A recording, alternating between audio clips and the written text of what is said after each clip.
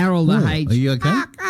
Peacock. Thank you. He is the Ipswich historian. He's going to tell us about a crocodile. Right. Can we do the crocodile rock? Yes, we can. The crocodile rock. Let's do the crocodile rock with Harold the H. How are you, Harold? Oh, very well, Danny. Yeah, it's a historic year this year for crocodiles in Ipswich, did you know? Now, you tell us about this crocodile story, because back 100-odd years ago, to have a croc in Ipswich, would everyone would want to see it.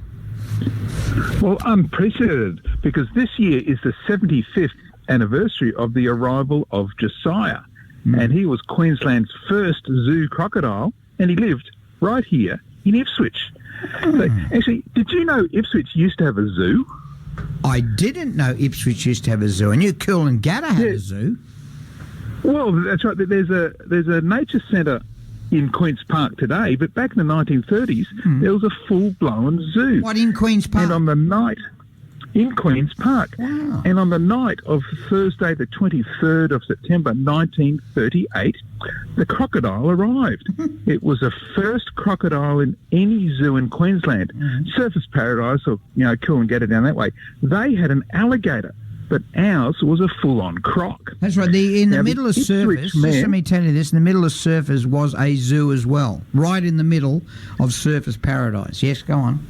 And that was the alligator, but we topped that because the Ipswich mayor, Alfred Stevenson, he accepted the crocodile as a gift from the Ipswich politician and federal government minister, Captain Josiah Francis. Wow. His grandfather had actually twice been mayor of Ipswich. The crocodile came from Humpty Doo on the Adelaide River in the Northern Territory. That's about 100 miles from Darwin. Now, Mr. Thomas Wall of Green Street at Bluevale, he was the curator of parks in Ipswich at the time.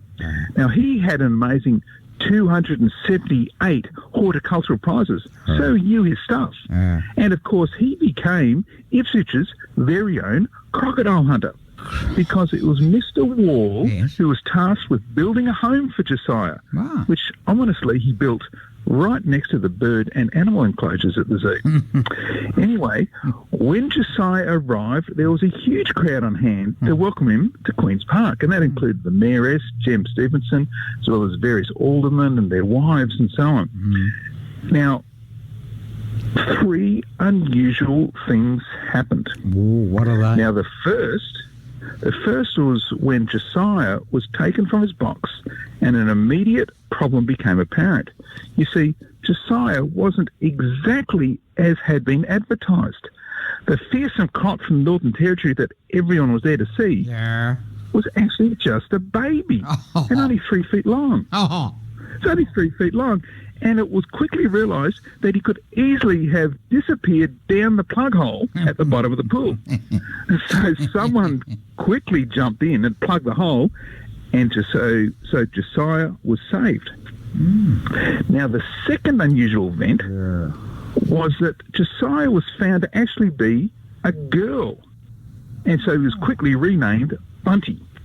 Bunty. Now, that's right. He was only identifying as a boy to start with, but Bunty was a girl crocodile.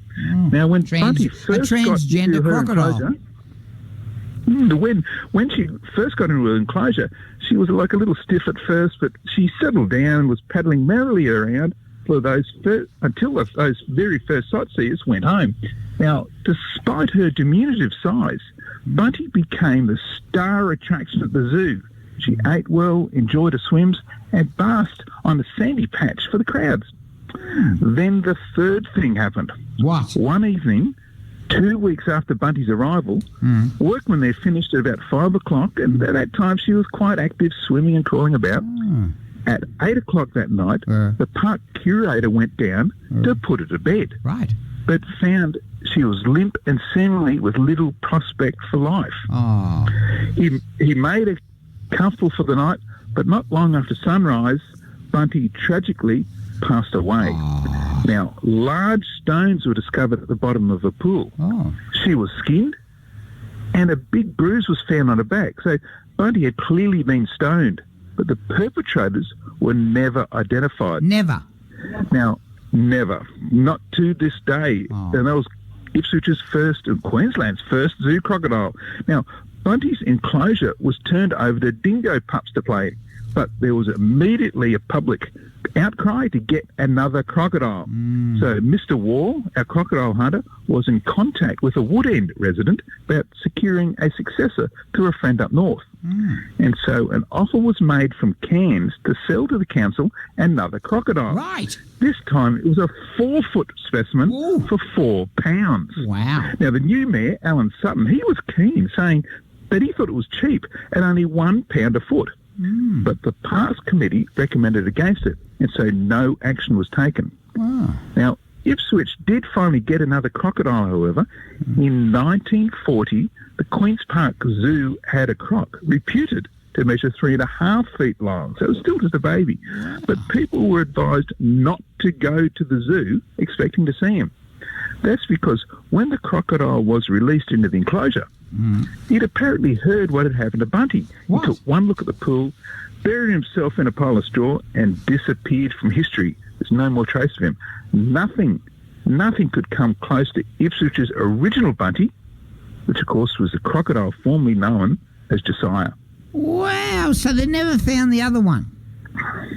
Disappeared. I can't find any track of that new crocodile, but after all, Bunty, like you can't beat the 3-foot Bunty.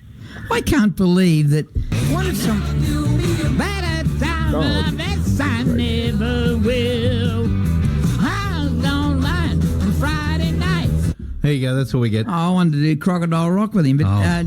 Now Harold, that is another. I want a big shout out to Jacob, Rebecca, and Sophia, and they're ardent listeners of your stories. They love your storytelling ability, and you're one of the best storytellers. So how can we hear this story and other stories or see them on Facebook? Yeah, you can go online onto the internet to historyouthere.com. The story gets posted every Sunday morning. In fact, I've got a photo of Bunty that you'll be able to see from 1938, 75 years ago. So historyouthere.com. But you can also go to all the social media spaces and follow History Out There as well and get all the latest posts and stories.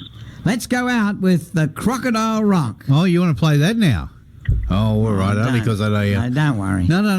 I could do these things. I have the power. Thanks, Harold. Thank you, Harold. Historyouthere.com. Another great story. Let's go out with a bit of the old...